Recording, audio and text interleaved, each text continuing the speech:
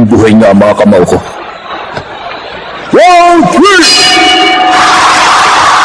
Muntik nang hindi malampasan ng challenger ang pangalawang round. At ang champion naman, magawa kaya ng tapusin ang match bago nagwakas ang round na to?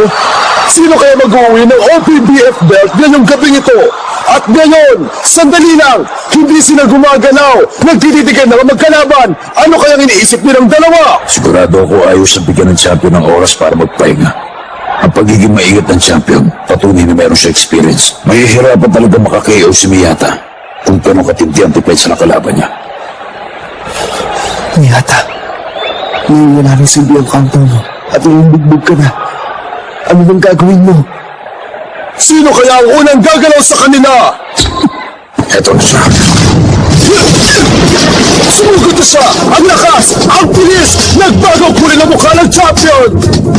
Marinig kong tumunog ang hangin. Kailangan pa rin ako mag-ingat sa mga suntok niya. Nilapitan niya ang champion! Sinusubukan ng challenger na magsimula ng infight! Bumalik na lakas si Miyata! Sige laban! Kaya mo yan! Tapusin mo na si Crocodile! Hindi ako nagulat. Dahil alam kong gagawin ito. Malakas ang katawan at pag-iisip niya. Ayaw niyang matalo ng walang dagat. Sigurado ako rin.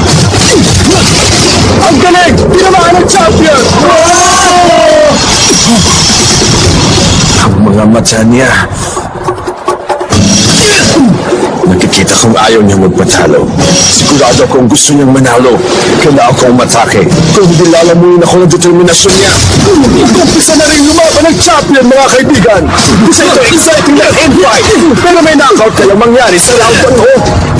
Sa laban na ng mga kamao, sino kaya ang mananalo? Ang champion nila o ang challenger?